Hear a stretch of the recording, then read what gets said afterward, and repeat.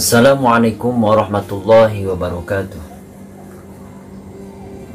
Bismillah walhamdulillah, salatu wassalamu ala rasulillah wa ala alihi wa ashabihi wa mawalahu man tabi'ahum bi ihsanin ila yaumil qiyamah, amma ba'd.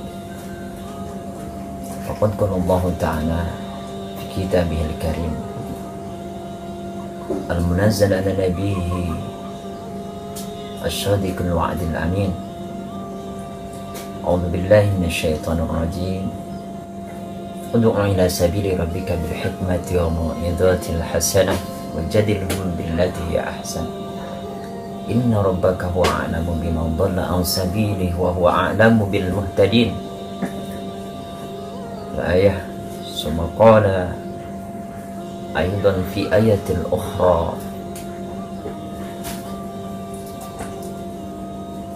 innaka la tahdi man ahbabta. Al-ayah. Sadaqallahul azim, sadaqa rasulullahun nabiyul habibul karim. Wa nahnu ala dhalika minasy syahidin wa syakirin walhamdulillahi rabbil alamin.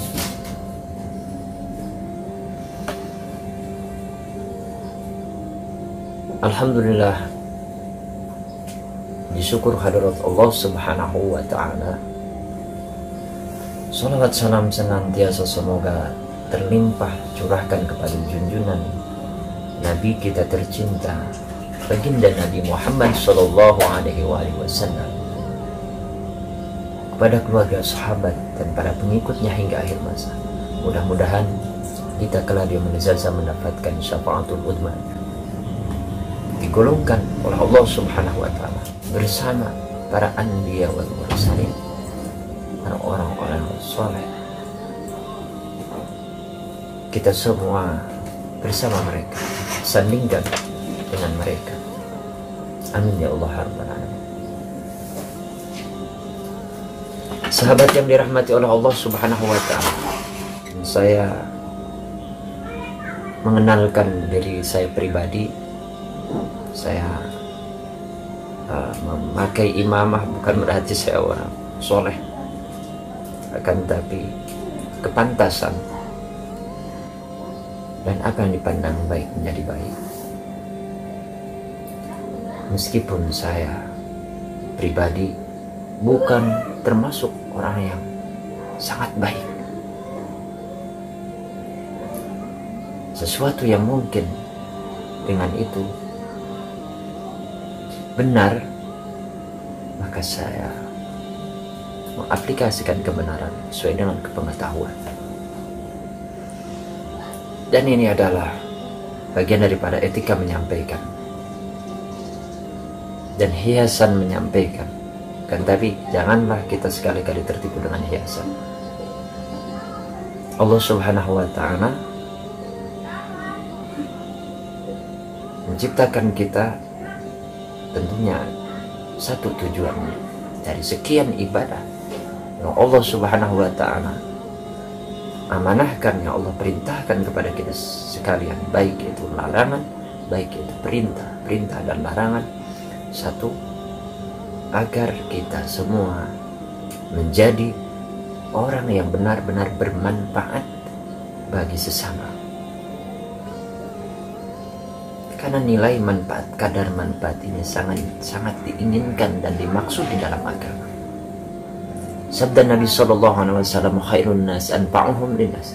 Sebaik-baiknya manusia adalah orang yang paling bermanfaat bagi manusia yang lain.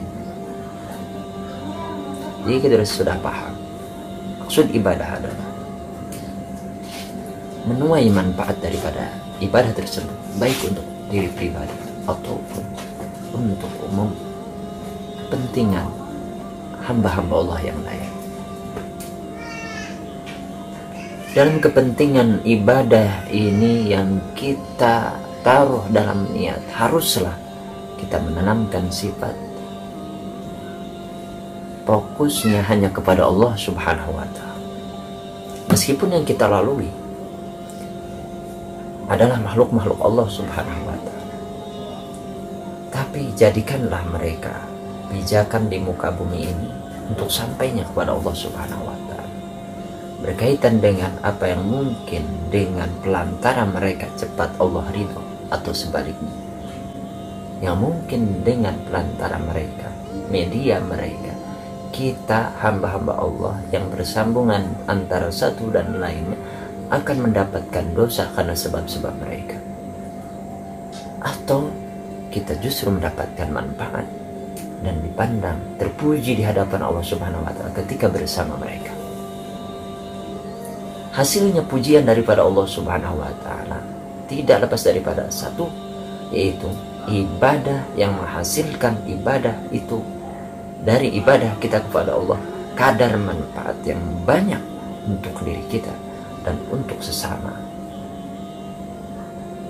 Lisan, apa yang kita lihat dan apa yang kita dengar, apa yang kita simak, sehingga kita memahami di dalam lubuk hati kita, sehingga jiwa kita lunak, sehingga jiwa kita tergiring dengan hidayah tersebut kepada ketakwaan, pada urusan-urusan akhirat, urusan keimanan, urusan keyakinan. Maka dengan semua itu adalah media yang akan menjadi sebab bermanfaat untuk dirinya sendiri. Apabila diarahkan dengan sosial, hal-hal manfaat tersebut akan meluas manfaat. Maka itulah yang dimaksud oleh hadis Rasulullah SAW, khairun nas anfa'uhum linnas. Ketika kita mempunyai kadar ibadah yang membawa kadar tersebut atau lahir dari ibadah tersebut manfaat bagi sama yang lain, kita bisa berdoa, doakan yang lain. Jangan dipakai lisan ini untuk menyakiti hati orang lain. Jangan dipakai lisan ini untuk melaknat orang lain. Doakan orang lain dengan doa hidayah. Doakan orang lain dengan doa-doa yang baik. Apabila kita menemukan di antara mereka yang belum mendapati iman, doakan bagian mereka senantiasa dituntun oleh Allah Subhanahu wa Ta'ala. Pelantara lisan kita, mereka mendapati iman, mendapati yakin, mendapati petunjuk. Minta kepada Allah pertolongan untuk bisa menuntut orang-orang di sekitar kita sampai kepada Allah Subhanahu wa Ta'ala. Bukan dengan cara kita, bukan dengan siasat kita. Orang yang bersandar kepada apa yang menjadi perbuatannya sendiri atau ikhtiarnya sendiri, itu orang yang tertipu. Sedangkan dia dalam jiwanya melepaskan keyakinan kepada Allah Subhanahu wa Ta'ala, bahwa pemberi hidayah adalah Allah, bahwa pemberi iman adalah Allah, pemberi yakin adalah Allah, pemberi sifat ikhlas, sifat sabar itu adalah Allah. Bahkan Nabi SAW tegur oleh Allah dalam Al-Quran, ya Muhammad, innaka la tahdi man ahbabta, sungguhnya engkau tidak bisa sesukamu menunjuki orang ke jalan yang lurus, bahwa terdapat di dalamnya adalah perizinanku, kata Allah. Secara tidak langsung Allah seolah berfirman seperti itu. Apa perizinan Allah? Man dzalladzi yashfa'u indahu illa bi'idznih. Siapa orang bisa terangkat dari buruk kepada kebenaran kecuali dengan izin Allah? Siapa yang bisa mendapatkan pertolongan itu kecuali dengan izin Allah? Wa ma nasrun illa min indillah. Tidak ada pertolongan kecuali dari sisi Allah.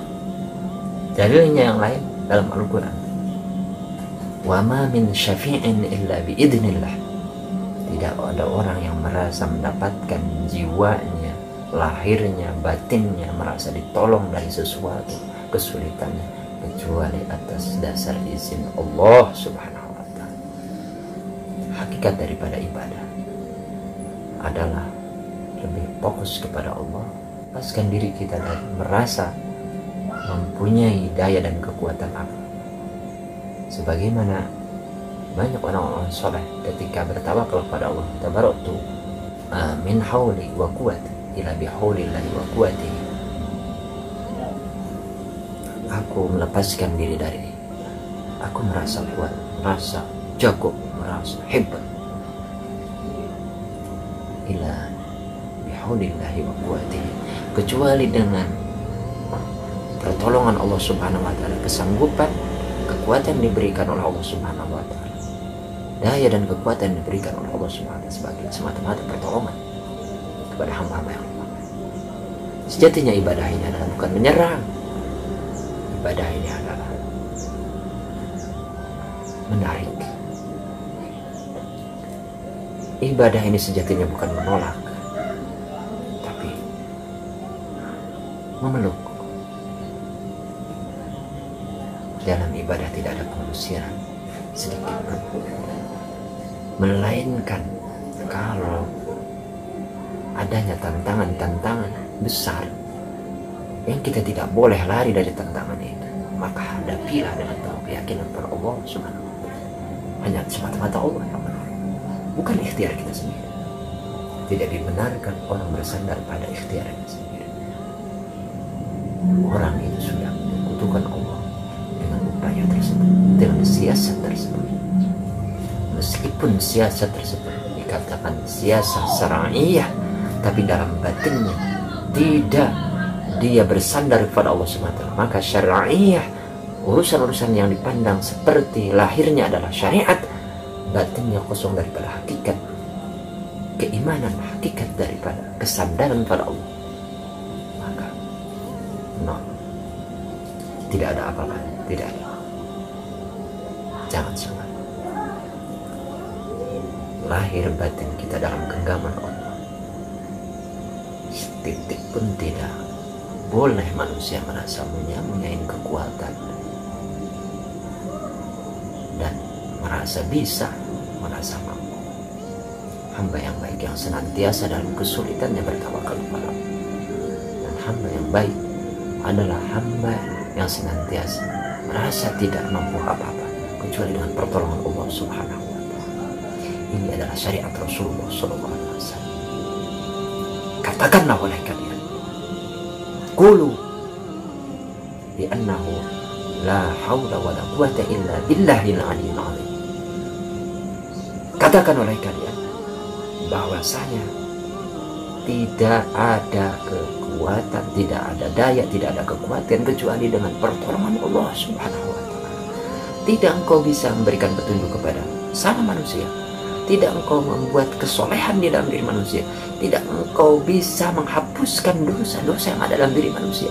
Bukan engkau yang menerima taubat mereka, bukan engkau yang mensolehkan mereka, bukan engkau yang menempatkan mereka di surga, bukan engkau yang menata kebenaran dalam diri mereka. Cukuplah engkau menjadi penyampai bagi hamba-hamba dan berharap yaitu manfaat daripada Allah SWT dari apa ilmu yang kau punya. Berlepaslah diri kepada Allah dari merasa gagah, merasa hebat, merasa kuat kecuali dengan pertolongan Allah Subhanahu wa Ta'ala. Hina orang yang dihinakan oleh Allah, kuat orang dikuatkan oleh Allah Subhanahu wa Ta'ala. Tidak bisa manusia melampaui kudrah Allah, kuasa Allah, keagungan Allah, pembesaran Allah, sultaniyahnya Allah Subhanahu wa Ta'ala, kerajaan Allah. Manusia tidak bisa melampaui itu. Ya ma'syarul jinni in istata'tum an tanfudu min aqtaris samawati wal ardi fanfudu la tanfuduna illa bisultan. Allah Subhanahu wa Ta'ala mengadakan tantangan kepada bangsa manusia dan bangsa jin. Apabila kalian bisa menembus, merobos langit, keluar dari langit itu, dan merobos bumi, keluar dari bumi itu, silakan tembus.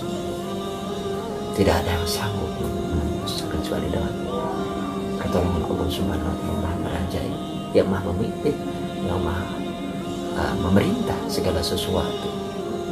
Ini yang harus kita jadikan acuan, bahwa hamba-hamba Allah yang bersujud, hamba-hamba Allah yang merasa ruku, merasa sujud kepada Allah, merasa takbir kepada Allah, tanamkanlah akhlak tidak merasa punya daya dan kekuatan, apalagi kedudukan untuk menguasai umat ini, kecuali dengan pertolongan Allah Subhanahu wa Ta'ala. Dan posisikan diri kita agar tinggi kemuliaan kita di hadapan Allah Subhanahu wa Ta'ala, di posisi yang merasa rendah, merasa hina. Jangan ada dalam diri kita merasa mulia, merasa lebih tinggi, dan merasa lebih hebat. Fawqa kulli dzi ilmin alim. Allah Subhanahu wa Ta'ala berfirman, di atas orang yang mempunyai ilmu ada, yaitu Allah Maha berilmu. di atas orang yang merasa punya ilmu, maka ada Allah yang maha berilmu. Sekian dari saya, semoga bermanfaat. Wallahu a'lam bishawab. Hadanallahu iyyakum minal haqq wa la tariqil mustaqim. Assalamualaikum warahmatullahi wabarakatuh.